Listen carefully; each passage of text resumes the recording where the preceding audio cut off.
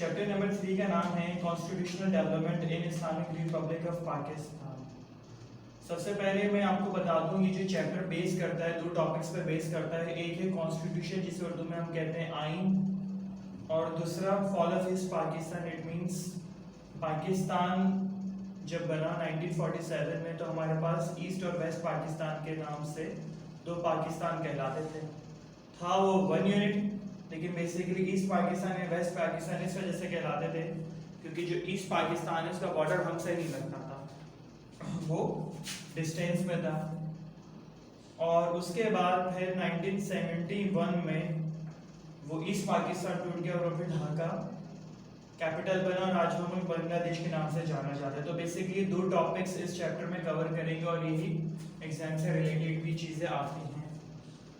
सबसे पहले जो शॉर्ट क्वेश्चन आंसर में हमने सवाल किया है, बल्कि इससे पहले मैं आपको समझा दूं कॉन्स्टिट्यूशन क्या होता है। कॉन्स्टिट्यूशन जैसे मैंने शुरू में बताया आइन, कॉन्स्टिट्यूशन या आइन का मतलब ये होता है कि एक कानून यानी कि लॉ। कोई भी मुल्क चलाने के लिए आपको आइन की ज़रूरत होती है, कॉन्स्टिट्यूशन की ज़रूरत होती है कि उसके इंतज़ामी अमूर, एग्जीक्यूटिव मामला या एडमिनिस्ट्रेटिव मामला कैसे रन करने हैं, किस तरह प्राइम मिनिस्टर बनेगा, किस तरह प्रेसिडेंट बनेगा, किस तरह जजेस बनेंगे, जनरल्स बनेंगे, क्या हल्फ या ओथ लेकर वो आएंगे, किस तरह उस सिस्टम को चलाएंगे। मुल्क में फेडरल सिस्टम होगा या मुल्क में प्रेसिडेंशियल सिस्टम होगा या पार्लिमानी या पार्लियामेंट सिस्टम होगा, किस तरह सरकारी अफसरों की हायरिंग करनी है, किस तरह उनको डिस्चार्ज या फायरिंग करनी है उनकी। तो ये सारी चीज़ें इस चैप्टर से रिलेट करती हैं और कॉन्स्टिट्यूशन इसी बेस पे बनाया जाता है कि मुल्की मामला को कैसे चलाया जाए। तो पाकिस्तान में बेसिकली 3 आइन बने। जब पाकिस्तान बना 1947 हमारे पास कोई आइन नहीं था। हम 1935 ब्रिटिश एक्ट से रन कर रहे थे अपने कंट्री को। उसके बाद पाकिस्तान का जो पहला आइन बना वो बना 1956 में। सेकेंड कॉन्स्टिट्यूशन बना 1962 में। ये दोनों टूट के फिर 1973 में कॉन्स्टिट्यूशन बना और यही कॉन्स्टिट्यूशन 1973 का तब से लेकर अब तक चला आ रहा है। और 1973 की कॉन्स्टिट्यूशन में ही अमेंडमेंट कहते हैं। अमेंडमेंट का मतलब होता है तरमीम। इट मींस चेंज या तब्दील कर दिया जाता है वक्त के हवाले से, या वक्त जो चीज़ चाहता है कि उसके हिसाब से आइन में तरमीम या चेंजिंग कर दी जाती है।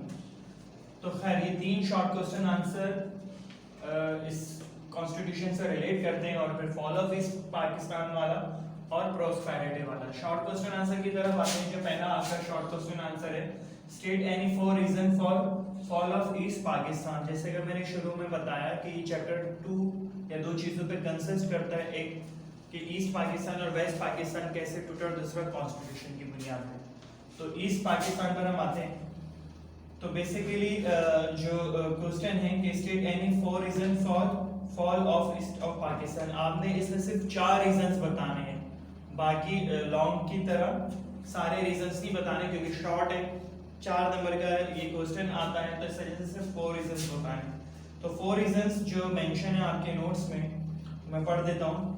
ज्योग्राफिकल लोकेशन सबसे पहला जो है, इट मींस ज्योग्राफिया हमारा जो था वो बुनियाद बनी ईस्ट पाकिस्तान टूटने की। As both the parts east and west Pakistan were separated from each other by a distance of 1600 kilometre. शुरू में मैंने बताया कि जैसे कि ईस्ट और वेस्ट पाकिस्तान के दरमियान फासला था उनके बॉर्डर्स का तकरीबन 1600 किलोमीटर का।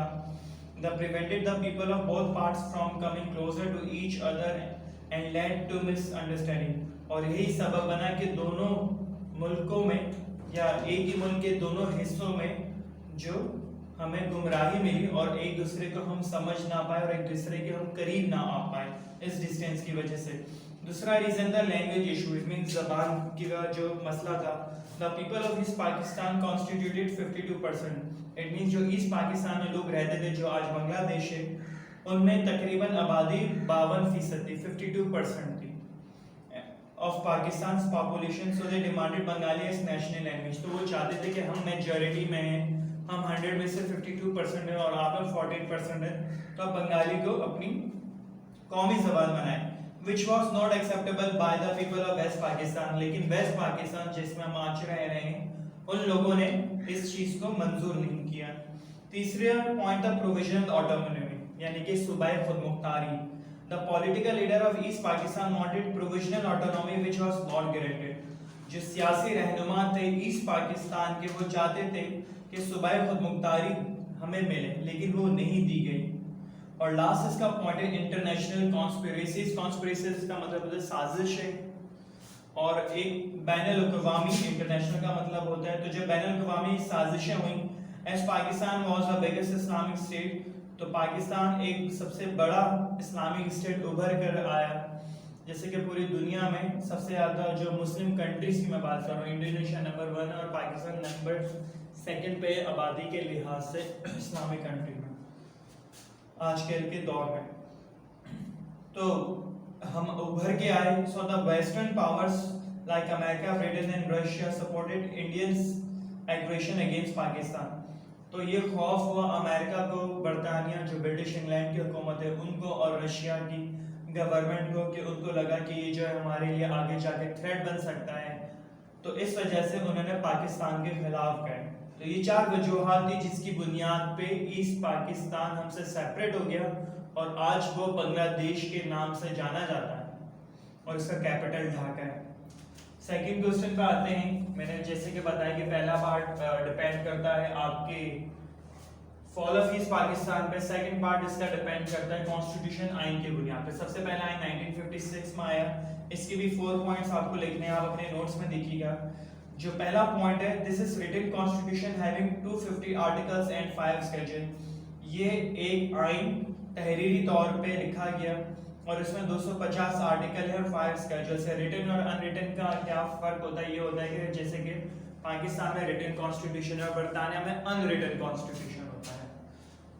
काफी मतलब कि अगर मैं डिटेल में जाऊंगा तो टॉपिक से हट जाऊंगा, लेकिन डिटेल रिटन और अनरिटन कॉन्स्टिट्यूशन में फर्क यही होता है कि हमारे पास वो तहरीरी तौर पर है, तहरीरी तौर पे तो बरतानिया के पास भी है, लेकिन अनरिटन होने की वजह से वो अपने आइन में काफी चीजें तब्दील कर सकते हैं। इट मींस लॉज से बियॉन्ड जा सकते हैं।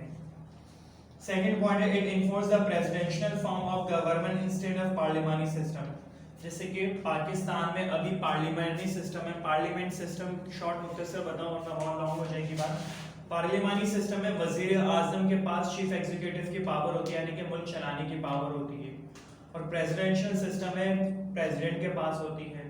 हमारे इस रीजन में पाकिस्तान के 2-4 पड़ोसी हैं, 2 में प्रेसिडेंशियल सिस्टम है जैसे कि ईरान और अफगानिस्तान, और 2 में पार्लियामानी सिस्टम है जैसे कि इंडिया और चाइना। तो ये फर्क होता है पार्लियामानी निजाम और प्रेसिडेंशियल सिस्टम। ठीक, फिर एक और भी बुनियादी फर्क ये होता है, प्रेसिडेंशियल सीधी है, लेकिन पार्लियामानी निजाम में डायरेक्ट प्राइम मिनिस्टर को वोट नहीं देते, आप मेंबर्स को वोट देते हैं। मेंबर्स जितनी तादाद में पार्लियामेंट में जाते हैं, जिस पॉलिटिकल पार्टी की मेजोरिटी होती है वो खुद ही अपना प्राइम मिनिस्टर चुनती है, और असेंबली में फिर इलेक्शन होते हैं और वो फिर अपना प्राइम मिनिस्टर चुनते हैं। तो ये दोनों में वाज़ेह फर्क है, प्रेसिडेंशियल सिस्टम में और पार्लियामानी सिस्टम में। तो खैर आपको याद पता होगा कि अयूब खान साहब जो हैं वो फिर प्रेसिडेंट बने और सदारती निज़ाम या प्रेसिडेंशियल सिस्टम उन्होंने दिया। थर्ड पॉइंट है, Islamic advisory council was established to guide the government about Islamic laws. कि इस्लामी एडवाइजरी काउंसिल बनी, मतलब कि जो इस्लाह करती है आपकी, इस तरह की काउंसिल बनाई गई कि वो हुकूमत को बताएगी जो भी इस्लामी कवानीन है। चौथा पॉइंट है, a unicameral legislature was introduced. Unicameral और बाइकैमरल में बेसिकली फर्क होता है। बाइकैमरल और यूनिकैमरल होता है कि 2 ऐवान, और यूनिकैमरल होता है 1 ऐवान। बाइकैमरल में ये फर्क होता है कि जैसे कि आपने देखा होगा कि हमारे 2 सिस्टम है, एक सेनेट है और दूसरा एक पार्लियामेंट सिस्टम है, और उसमें फिर एक ही ऐवान होता है। तो यूनिकैमरल और बाइकैमरल में ये होता है। और जो लेजिस्लेटर वाज इंट्रोड्यूस का मतलब ये है कि लेजिस्लेटर कहते हैं कानून साज, कानून बनाने वाले। असेंबली में जितने भी मेंबरान बैठे हुए हैं वो दे आर लेजिस्लेटर्स, वो लेजिस्लेटर्स हैं। MNA member of national assembly और मेंबर ऑफ प्रोविंशियल असेंबली या सेनेटर्स हो, ये बेसिकली लेजिस्लेटर हैं, कानून बनाते हैं असेंबलियों में। इनका बेसिक काम यही है, उनका और कोई दूसरा बेसिक काम नहीं है। अब आ जाते हैं 1956 के कॉन्स्टिट्यूशन में हम कि इस्लामिक रिपब्लिक, जो आपका यहाँ पे सेकंड क्वेश्चन बनता है, Islamic Republic It stated clearly in the introduction that sovereignty belongs to Allah and Pakistan was declared as an Islamic Republic. ये कहा जाता है मुकम्मल तौर पे कि ताकत का सरचश्मा अल्लाह ताला की ज़ात है, और हमारे यहाँ जो इस्लामिक रिपब्लिक ऑफ पाकिस्तान का नाम ये रखा गया, और पाकिस्तान में ये बोला गया कि जमहूरियत में ताकत का सरचश्मा बेसिकली अल्लाह ताला की ज़ात है। और ये जो नुमाइंदे हैं, जो इट मीन्स गवर्नमेंट में लोग हुकूमत बनते हैं, प्राइम मिनिस्टर बनते हैं, दीगर मिनिस्टर या प्रेसिडेंट बनते हैं, वो सिर्फ अवाम की खातिरदारी करते हैं और अवाम के लिए काम करते हैं, लेकिन ताकत सारी की सारी अल्लाह ताला की ज़ात पर है। सेकंड पॉइंट जो बेसिकली इसमें है फेडरल पार्लिमानी सिस्टम, जैसे कि मैंने 1962 के कॉन्स्टिट्यूशन में भी आपको बताया, सेम वही पॉइंट है कि फेडरल पार्लिमानी system form of government was introduce, कि पार्लिमानी सिस्टम निज़ाम को इंट्रोड्यूस किया गया on the demand of people, लोगों की डिमांड पे, ऑफ पाकिस्तान की as provisional autonomy was required, और सूबाई खुदमुख्तारी की भी ज़रूरत महसूस की गई। पहले क्या हुआ, 1947 से लेकर 1956 तक हमने पार्लिमानी निज़ाम गुजारा, उसके बाद सिदारती निज़ाम आया, फिर 1962 में दोबारा से हमने ये महसूस किया कि अब हमें जो है बेसिकली सिदारती निज़ाम से पार्लिमानी निज़ाम में चले जाना चाहिए। इसका थर्ड पॉइंट है Urdu as Bengali national language, Urdu और बंगाली को सरकारी या कौमी ज़बान करार दिया गया। Urdu and Bengali were declared as national language, जैसे कि हमने 1962 के कॉन्स्टिट्यूशन में पढ़ा था कि फॉल ऑफ ईस्ट में हमने पढ़ा था कि बंगाली चाहते थे कि उनको हमारी कौमी ज़बान बनाया जाए बंगाली में, लेकिन पहले हम तैयार नहीं थे, लेकिन 1962 में हम इस पर रजामंद हो गए कि हाँ बंगाली और उर्दू दोनों को ही हम कौमी ज़बान करार दे दिया जाए। लास्ट इसका पॉइंट है Muslim head of state, the office of the head of state was restricted to Muslim only. It means अभी भी जो 1973 कॉन्स्टिट्यूशन में भी है कि सदर या वजीर आजम, पाकिस्तान में ये दो सरकारी ओहदे ऐसे हैं कि जिसमें एक मुसलमान होना लाजमी है, अदरवाइज वो प्राइम मिनिस्टर या सदर नहीं बन सकता। थर्ड क्वेश्चन पे आ जाते हैं 1973 कॉन्स्टिट्यूशन पे हम लोग। सेम वही पॉइंट जो हमने ऊपर डिस्कस करे हैं, वो रिपीटिशन है। रिपीटिशन इस वजह से, जैसे कि मैंने आपको बताया था, कॉन्स्टिट्यूशन का मतलब आइन होता है और उसमें जरूरत के मुताबिक अमेंडमेंट की जाती है, तरमीम की जाती है। पहला पॉइंट है फेडरल पार्लिमानी form of government was introduced, it means फिर फेडरल पार्लिमानी सिस्टम इंट्रोड्यूस किया गया। क्या हुआ बेसिकली 1956 तक हम लोग बेसिकली रहे एक कॉन्स्टिट्यूशन में जिसमें पार्लिमानी निज़ाम था, 1962 तक कंटिन्यू करा, फिर अयूब खान साहब आए, उन्होंने 1962 में सिदारती निज़ाम राइज किया, और 1973 में दोबारा हम पार्लिमानी सिस्टम पे चले गए जहाँ पे वजीर आज़म के पास ताकत होती है मुल्क चलाने की। Second point, bicameral legislature having the parliament divided into senate and national assembly was introduced. मैंने ऊपर आपको ये डिस्क्राइब करा था 1962 के कॉन्स्टिट्यूशन में यूनिकैमरल क्या होता है, और बाय कैमरल भी मैंने बताया था। तो बाय कैमरल में दो ऐवान होते हैं, एक सेनेट होता है, कौमी असेंबली होती है। पाकिस्तान में तकरीबन 104 सेनेटर्स होते हैं, वो ऐवान बाला में बैठते हैं जिसे अपर हाउस कहते हैं, और कौमी असेंबली जिसे इंग्लिश में नेशनल असेंबली कहते हैं वो पार्लियामेंट्री सिस्टम में बैठते हैं। हाउस एक ही है दोनों का, लेकिन अपर हाउस लोअर हाउस कहलाया जाता है। फोर्थ पॉइंट है इसका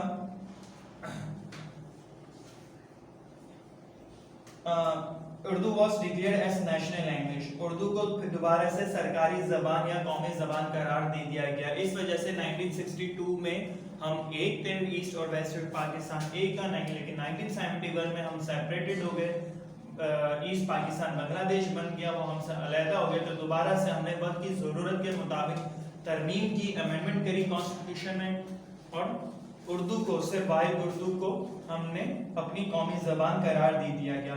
लास्ट पॉइंट है the independence of judiciary was insured, it means अदलिया की आज़ादी को ये पाया गया कि अदलिया आज़ाद हो, वो अपने फैसले आज़ादी से करे, किसी के दबाव में आकर फैसले ना करें।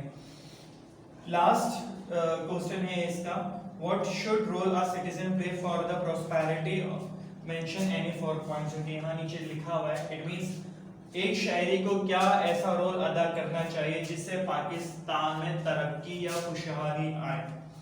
तो 4 पॉइंट्स ये हैं. आप अपने भी 4 पॉइंट्स अपनी मर्जी के मुताबिक लिख सकते हैं. जो नोट्स हैं मैं वो पढ़ देता हूँ. He should work hard for economic growth.